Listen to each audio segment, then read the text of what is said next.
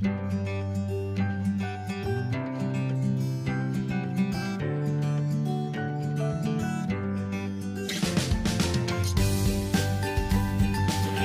semuanya, Assalamualaikum warahmatullahi wabarakatuh.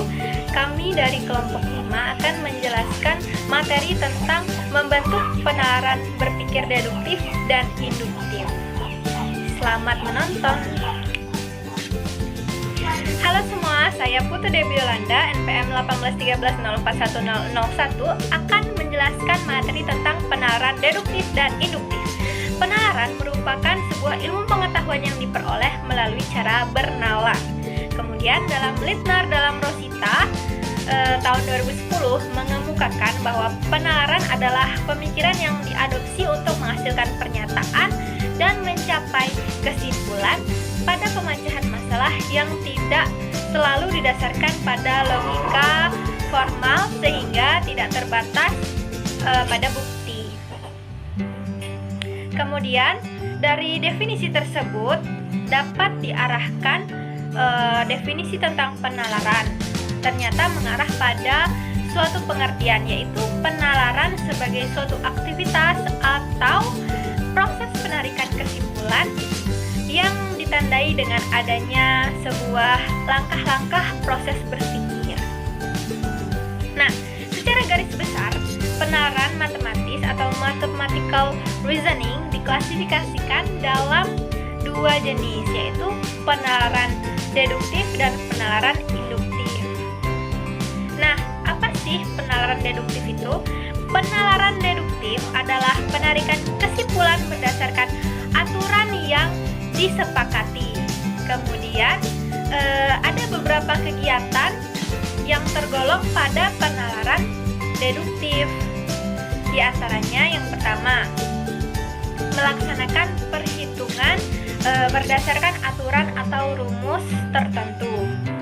Nah, aktivitas yang kedua yaitu menarik kesimpulan logis atau penalaran logis berdasarkan aturan informasi, kemudian berdasarkan proporsi yang sesuai, berdasarkan peluang, korelasi antara dua variabel, menetapkan kombinasi beberapa variabel.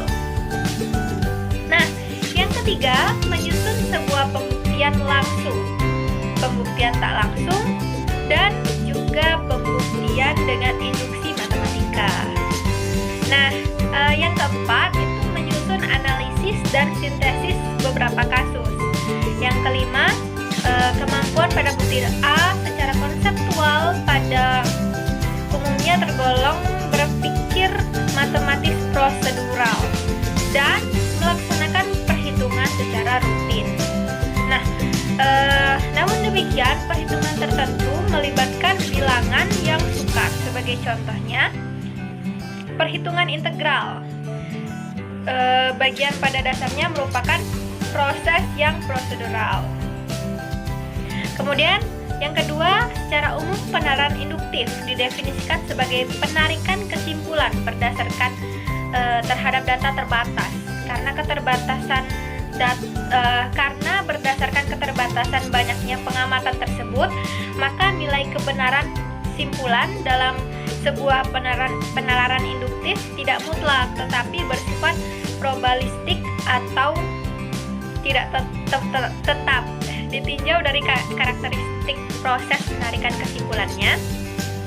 Penalaran induktif ini meliputi beberapa kegiatan seperti yang pertama, penalaran transduktif. Nah, penalaran transduktif itu proses menarik kesimpulan dari pengamatan terbatas dan diberlakukan terhadap kasus tertentu.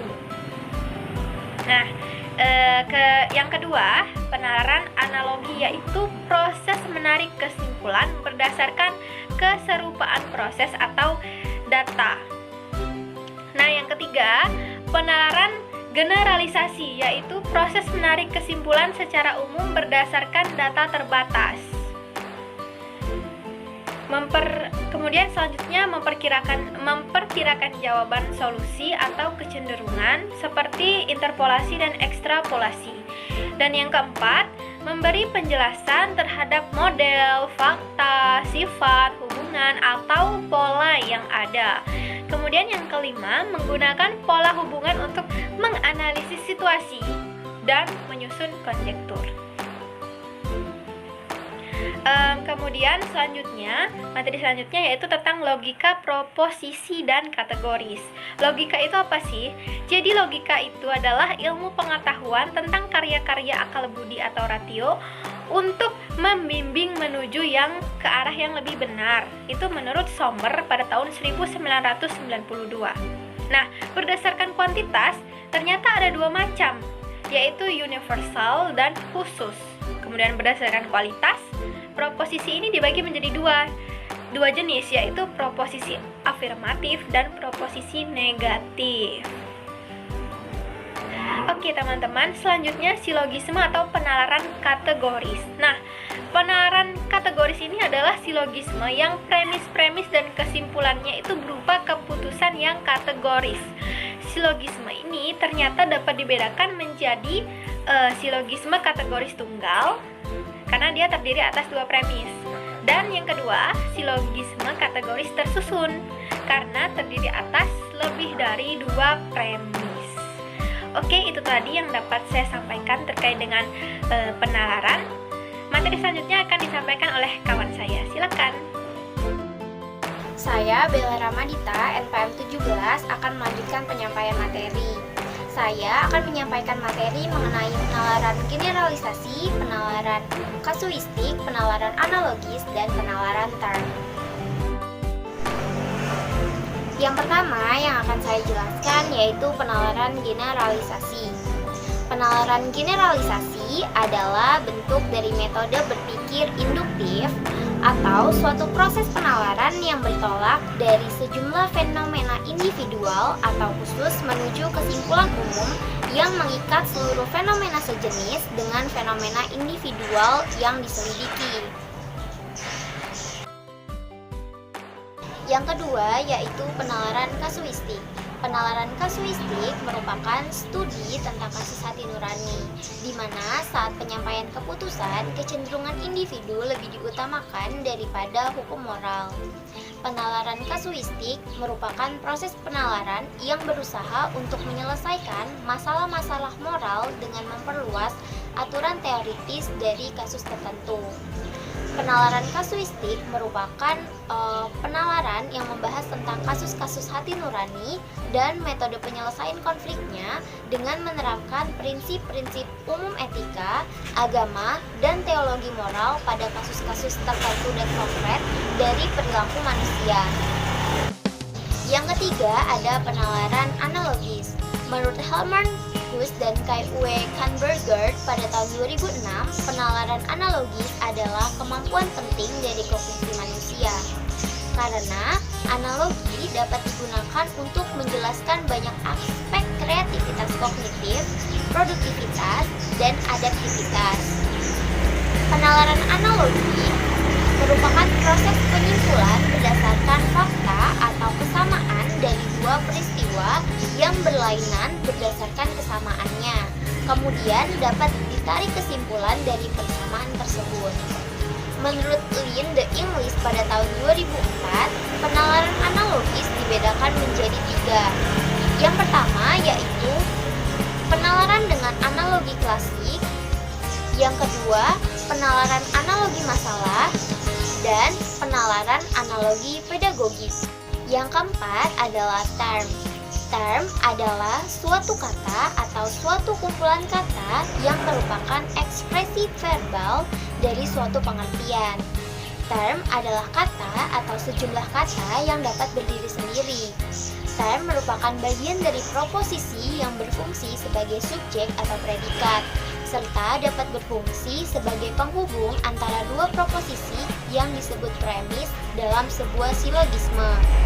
Tetapi tidak semua kata atau kumpulan kata merupakan term, meskipun setiap term itu adalah kata atau kumpulan kata. Saya Laudia Fadira, NPM 41, saya akan memaparkan materi saya. Yang pertama mengenai pengertian aksesibilitas. Aksesibilitas merupakan keberterimaan atau keterimaan. Kemudian mengenai kredibilitas. Kredibilitas adalah suatu kelebihan yang dimiliki oleh seseorang yang akan ditunjukkan ke khalayak. Kemudian saya akan membahas mengenai contoh kredibilitas, aksesibilitas yang memiliki kredibilitas. Seorang perempuan yang bernama Anggi, ia hendak mendaftarkan pekerjaannya yaitu sebagai pegawai negeri sipil. Tentunya dia harus memiliki kredibilitas, dan kredibilitas yang ia punya yaitu berupa ijazah SD, SMP, SMA, dan ijazah dari universitasnya. Kemudian dari pekerjaannya yang sebelumnya, ia meraih gelar pegawai terbaik di Bank BRI. Untuk itu, Anggi memiliki aksesibilitas dan kredibilitas. Kemudian yang selanjutnya, materi yang akan saya paparkan mengenai menilai kredibilitas sumber dengan terampil.